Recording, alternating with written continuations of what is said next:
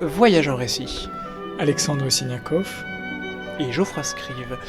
Eh bien, Père Alexandre, ou Alexandre, puisque j'ai cru lire dans votre livre que vous préfériez qu'on vous appelle ainsi, merci de nous recevoir dans cette émission de Voyage en récit sur RCF, donc dans votre séminaire de Épinay sous Sénart. C'est un séminaire orthodoxe russe, puisque vous-même êtes natif donc, du Caucase russe, et après donc une éducation scolaire notamment dans le régime de l'époque soviétique, vous avez pu intégrer donc le séminaire orthodoxe, il me semble non loin de Moscou, et vous êtes aujourd'hui donc supérieur du séminaire orthodoxe de Paris, parce que c'est ainsi qu'il s'appelle, que vous avez créé. Et vous êtes aussi une figure du dialogue, je dirais, interreligieux, en tout cas interchrétien, notamment en ce qui nous concerne, donc les orthodoxes de votre côté et les catholiques en France, ici. Et ce pourquoi nous nous rencontrons aujourd'hui est cet ouvrage donc, que vous avez écrit, intitulé « Comme l'éclair part de l'Orient ». Et pour introduire, je dirais que l'éclair est parti de l'Orient, et il est arrivé jusqu'au bout de l'Occident, jusqu'à Brest, à la pointe bretonne. Êtes-vous déjà, non pas satisfait, mais y a-t-il une joie chez vous de voir ce livre lu, répandu et parcouru un petit peu à travers le monde ? Oui, c'était une surprise pour moi de voir l'accueil très favorable qui lui a été réservé par le public français. J'ai eu la joie de rencontrer un certain nombre de mes lecteurs, et même, figurez-vous, d'en baptiser quelques-uns. Ah oui. Oui, des personnes qui ont lu le livre et puis qui ont décidé de devenir chrétiens. Et puis, il a été traduit également en italien. Ah oui. Oui, et publié aux éditions Saint-Paul en Italie. Et là aussi, le public italien était, comme le public français, très chaleureux. Et là également, ça m'a beaucoup surpris parce que je ne pensais pas que ce livre trouverait un tel écho favorable. Aujourd'hui, il continue, parce que ça remonte à quelques années, vous entendez encore parler de... Enfin, il vit ce livre aujourd'hui ? Beaucoup moins évidemment que la première année, parce que la durée de vie des livres est assez courte, surtout des livres de ce petit acabit comme le mien. Mais je reçois régulièrement encore des courriers des lecteurs, où je reçois des personnes qui l'ont lu. Alors, il a eu en quelque sorte un second souffle quand j'ai sorti mon deuxième livre, oui. Et qui lui est consacré à mon expérience de soigneur de chevaux et d'ânes. Oui. Et donc, un certain nombre de personnes qui m'ont découvert grâce à ce deuxième livre ont aussi, du coup, lu le premier. Donc, ça l'a boosté un tout petit peu. Oui. Alors, au tout départ de ce livre, moi, ce qui m'a marqué, par exemple, c'était dans le chapitre du ciel étoilé, contempler les astres est un exercice spirituel.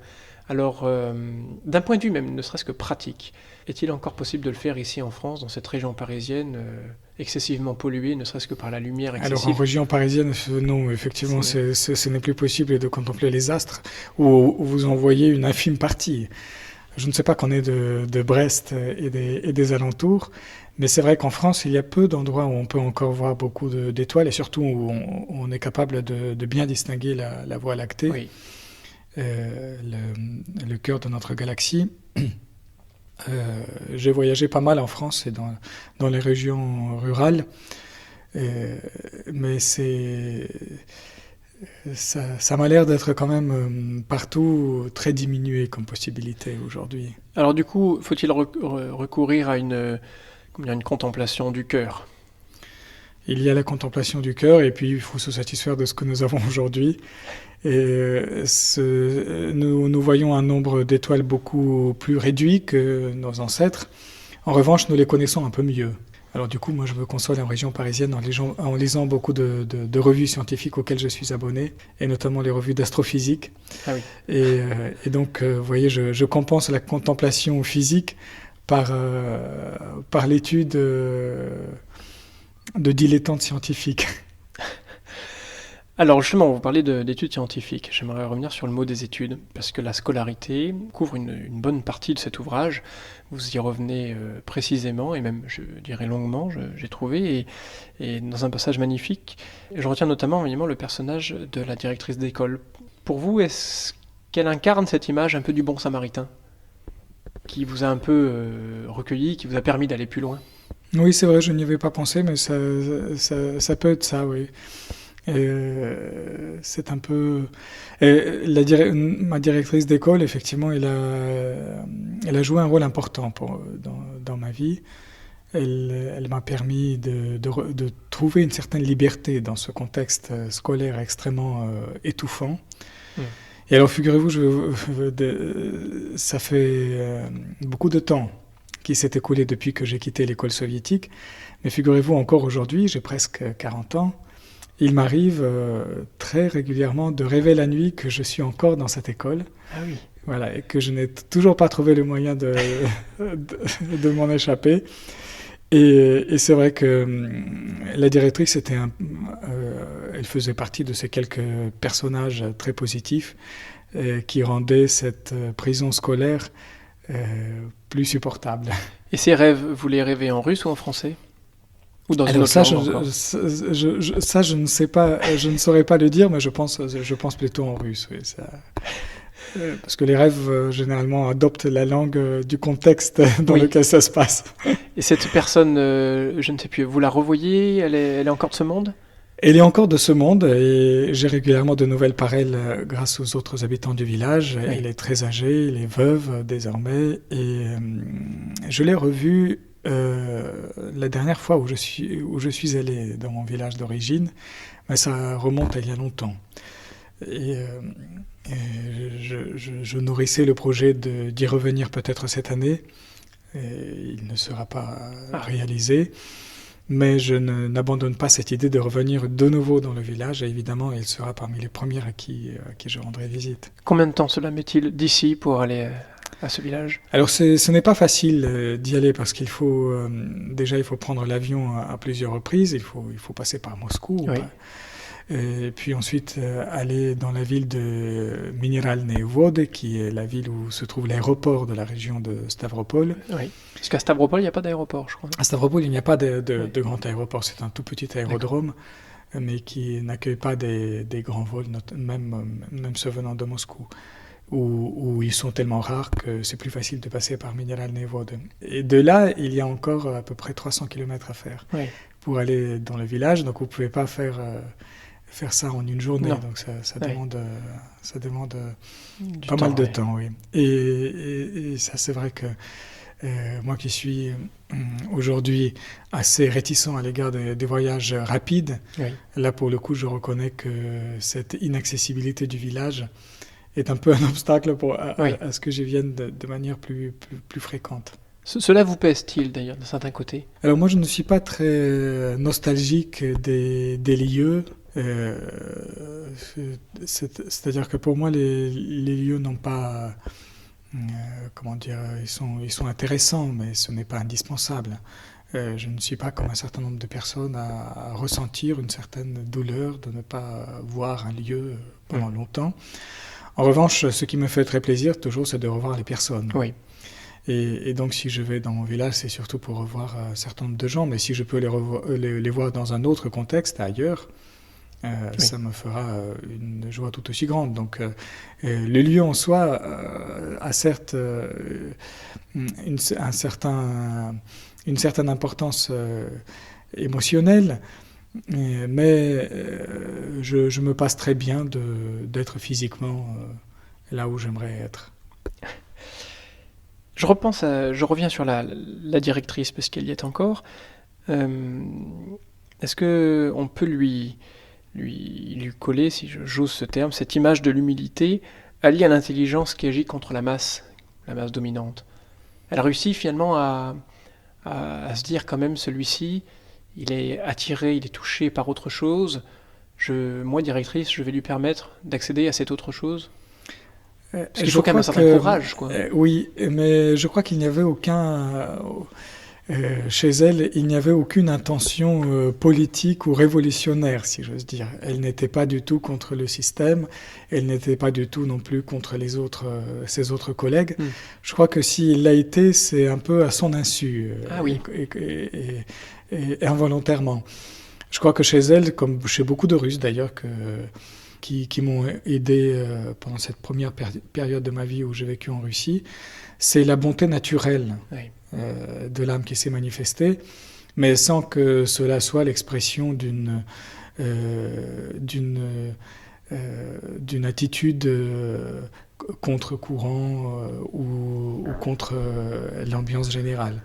C'est plutôt dans ce contexte général qu'ils acceptent d'ailleurs de très bon gré et qu'ils supportent pour la plupart de manière tout à fait tranquille et satisfaite. C'est simplement parfois la bonté naturelle, spontanée, de quelqu'un qui à l'époque n'était pas encore croyant, et elle est devenue croyante par la suite, et pratiquante, donc une bonne chrétienne, mais à l'époque elle ne l'était pas encore. Mais elle a eu cette attitude d'une mère de famille, voilà, qui a souhaité porter secours à un enfant pour qui le système scolaire était quelque chose de très pesant.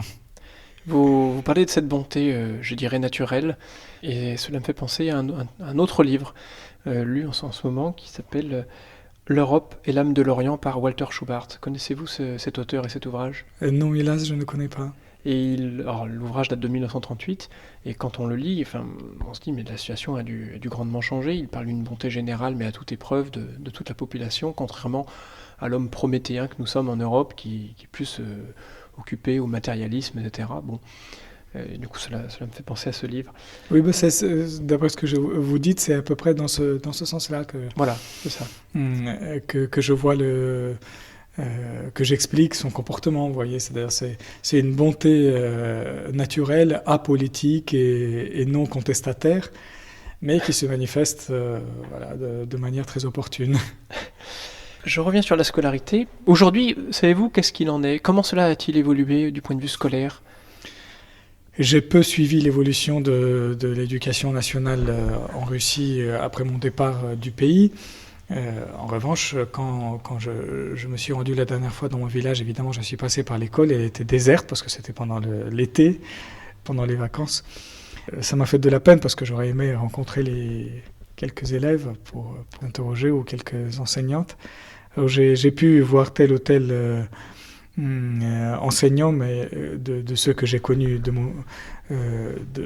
mes années d'études, mais ils sont presque toutes maintenant à la retraite. Ah oui. Donc elles ne sont pas en quelque sorte en mesure de me dire exactement ce qui se passe aujourd'hui. Et ça, je le regrette parce que j'aurais bien aimé savoir où ils en sont. Mais je sais qu'il y a eu beaucoup de réformes pour l'éducation nationale en Russie parce qu'ils ont complètement changé le système d'évaluation des acquis à la fin du cursus scolaire, l'équivalent du baccalauréat. Donc ça ne se passe pas du tout de la même manière qu'à l'époque où moi j'ai terminé l'école. Et y a-t-il un retour, je dirais, du sujet spirituel auprès des jeunes ? Oui, parce que depuis, il y a l'enseignement des fondements de la culture religieuse qui a été introduit dans toutes les écoles, donc toutes les écoles publiques aussi.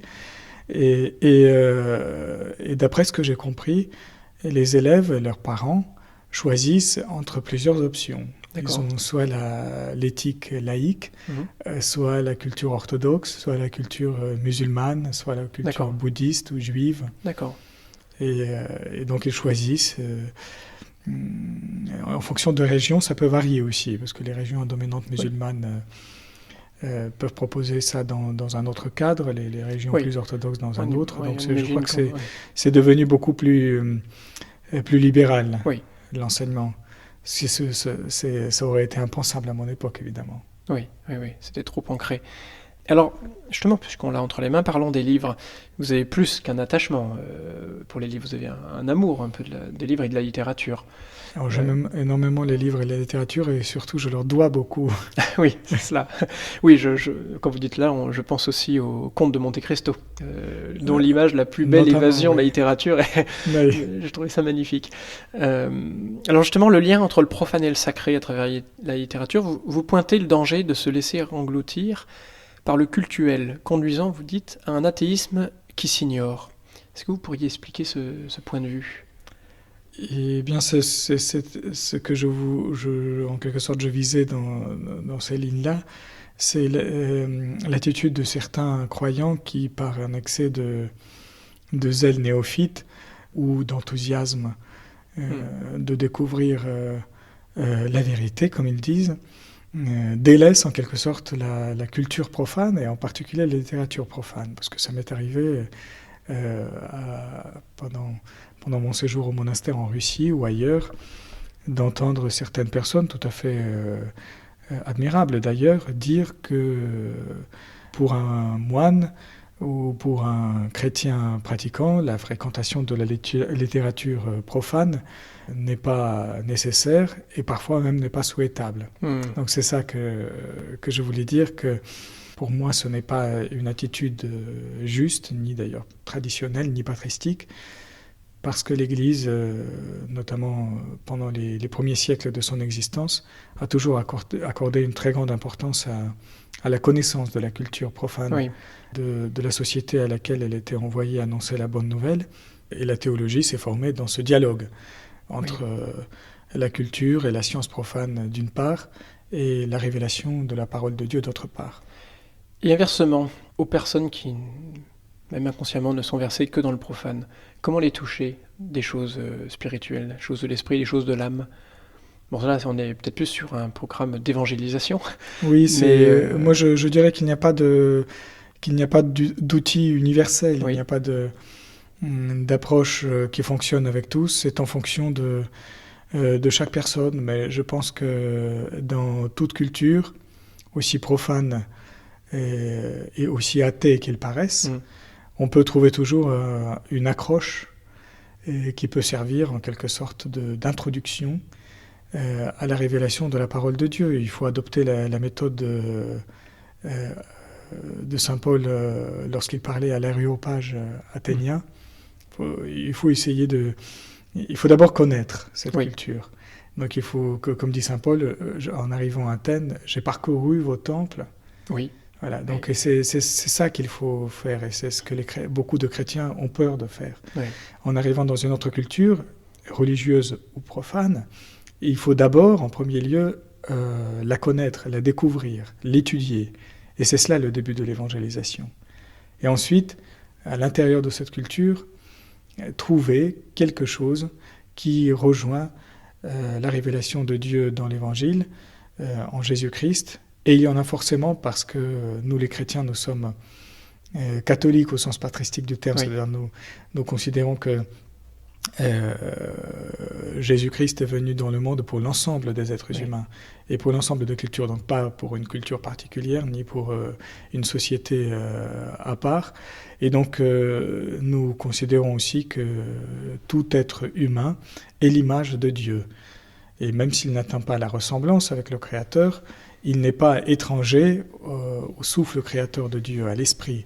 Et donc, dans toute culture et dans toute civilisation, l'esprit se manifeste d'une manière plus ou moins éloquente, d'une manière plus ou moins apparente, mais à nous de trouver cet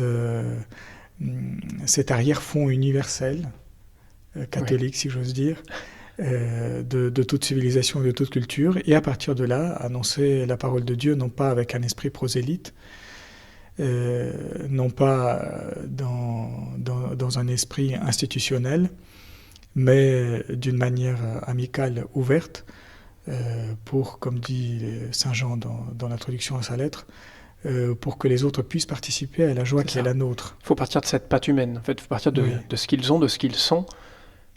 Et c'est la méthode de saint Paul, oui. C'est ça. Et vous, personnellement, puisqu'on parle de livres, si ce n'est pas trop indiscret, que lisez-vous en ce moment ? De profane et de spirituel? Alors de spirituel, actuellement je lis, et je lis d'ailleurs non pas tout seul, mais je le lis tout seul, mais je le lis aussi au matin, le fils des lectures, au séminariste, et où je relis plutôt, parce que je l'ai lu il y a très longtemps, mais je l'avais complètement oublié, l'explication de la divine liturgie de Nicolas Kapasilas, un auteur byzantin du 2e millénaire, un laïc d'ailleurs, ce qui est étonnant d'ailleurs pour le monde byzantin, et qui expose sa vision spirituelle de la liturgie eucharistique et de la manière de la célébrer dans le monde byzantin à son époque, et qui, pour une grande partie, est celle que les orthodoxes utilisent encore aujourd'hui. Et pour la lecture profane, je lis actuellement Claude Simon. Ah oui, Oui. d'accord. Et ça me passionne. Et que raconte-t-il en l'occurrence là? Vous le connaissez? Non, pas beaucoup, mais non, non. Alors pourtant, il est prix Nobel de littérature. Oui, mais Mais- Alors c'est passionnant parce que c'est un livre qui est écrit... Enfin, Claude Simon, c'est très particulier comme langue et comme manière d'écrire. Donc je lis par petites doses, parce qu'on ne peut pas le lire en grande dose. oui, c'est vrai. Mais c'est fascinant. C'est fascinant. C'est fascinant parce que c'est à la fois autobiographique et c'est à la limite de l'autobiographie de la fiction. D'accord. Donc moi j'aime bien comme ça, quand c'est un peu ancré dans la vie de quelqu'un. Et il fait des va-et-vient entre les deux guerres, la première et la deuxième Ah guerre oui. mondiale. Il ne parle jamais à la première personne du singulier, mais en fait c'est l'expérience de sa propre famille qu'il décrit. Alors, puisque nous sommes entre les deux guerres et que on parle de littérature et de profane et de spirituel, comment avez-vous été amené à découvrir Simone Weil?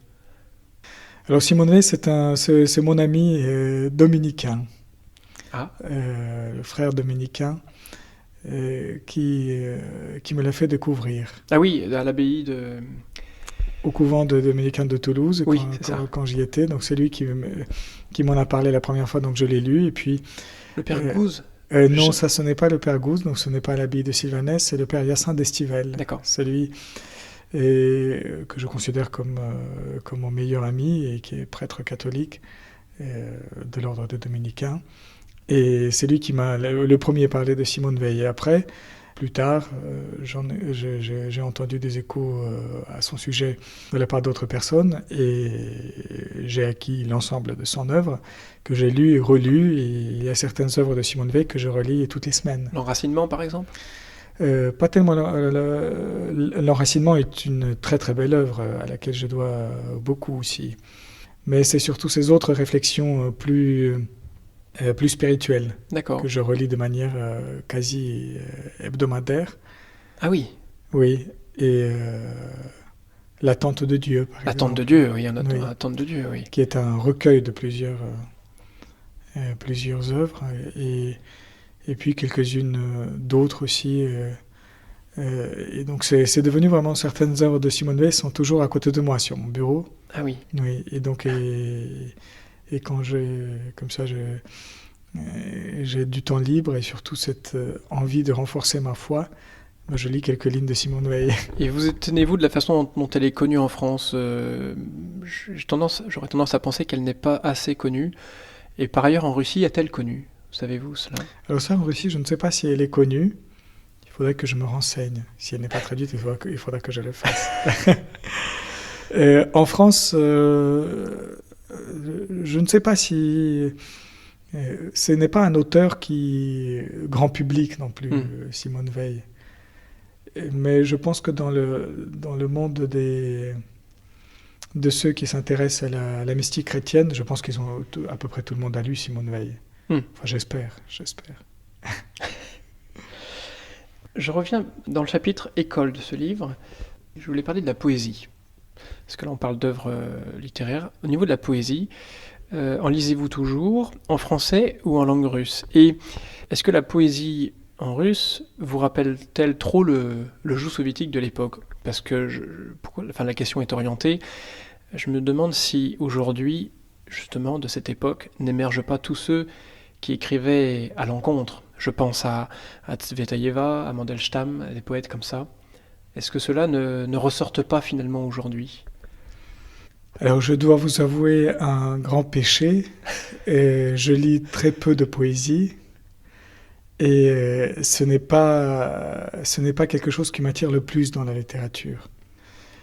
Mais si je dois lire la poésie, c'est vrai que je la lis plus volontiers en russe. D'accord. Et notamment ces auteurs que vous avez cités du début du XXe siècle. Je lis peu de poésie française. Et c'est vrai que quand j'ai le choix de lire la littérature non poétique ou la poésie, je choisis la première. D'accord. Donc ça, c'est un de mes nombreux défauts. Et alors, en France, chez Bernanos, quel rapport entretenez-vous avec avec Alors, Bernanos. Bernanos, là, juste derrière vous, il y a toute son œuvre. Ah. Et donc, je relis régulièrement Bernanos également. Et Huysmans également ou... Je pense à Huysmans. Non, ça, pour l'instant, non, pas encore. Alors, Mais Bernanos, je l'aime beaucoup, oui. Faisons un aparté. Je voulais savoir votre point de vue sur cette page. Alors, donc c'est Walter Schubart dans son livre L'Europe et l'âme de l'Orient qui s'exprime. Il dit: le sentiment de fraternité russe n'a absolument rien à voir avec le collectivisme et la vie de la masse. Cette affirmation semble se contredire lorsque l'on songe au sort que subit la Russie depuis 20 ans. Le livre date de 1938. Et l'on peut se demander si le marxisme ne répond pas tout de même, dans une certaine mesure, au caractère russe. S'il ne lui répondait en aucune façon, comment expliquer qu'il ait trouvé à se réaliser précisément en Russie ? Comment... moi, à lire ce livre, je me dis, bon, il date quand même de 1938, mais je ne suis pas russe. Vous qui en êtes et qui avez vécu là-bas, comment ces lignes de 1938 résonnent-elles ? Je pensais surtout au sentiment de fraternité. Oui, ce n'est pas faux. Il y a... Alors moi, je ne suis pas très doué en politique pour ce qui concerne le marxisme et le reste. Tout ce qui est théorie politique ou idéologique ou d'organisation de la société, ça passe au-dessus de ma tête et je m'y connais très peu. Mais c'est vrai que je suis d'accord avec l'auteur que vous venez de citer. Si le collectivisme a trouvé un si bon terrain en Russie pendant si longtemps, c'est qu'il devait y avoir quelque chose dans le caractère russe qui devait le permettre. Oui. Et moi, j'ose espérer que ce soit les bons côtés de l'âme russe qui aient pu donner naissance à ce système, mais qui ensuite, pour des raisons diverses, a dérivé vers quelque chose d'extrêmement totalitaire. Alors, dernière question, parce que malheureusement nous arrivons au terme de cet entretien. À la fin du livre, ce passage dans lequel vous dites « La seule critique acceptable pour un chrétien, c'est l'autocritique ». Alors, évidemment, c'est un petit peu la parabole de la poutre contre la paille. En tout cas, j'ai cette image qui m'a sauté aux yeux, c'est le cas de le dire. Comment mettre en pratique dans nos vies chrétiens tous les jours cette direction ?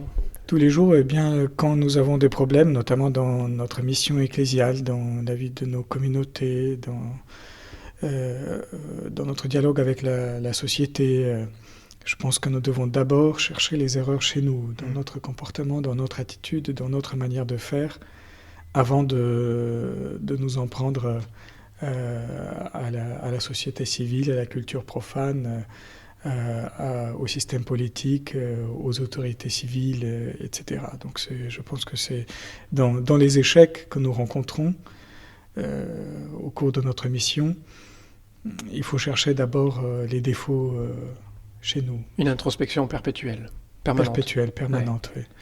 Oui. Et pareil pour ce qui concerne chacun de nous personnellement. Et si nous ne réussissons pas quelque chose, c'est plus fructueux de commencer par chercher les erreurs dans son attitude, dans son comportement, dans sa manière de faire, plutôt que de perdre son énergie, son temps à en vouloir aux autres et à les critiquer. Mais pour les chrétiens, c'est sur le plan ecclésial et missionnaire, c'est particulièrement vital et indispensable. Eh bien, nous terminerons là-dessus. Je vous remercie beaucoup. Merci d'être venu jusqu'à Épinay-sous-Sénart. Ce fut avec joie. Merci.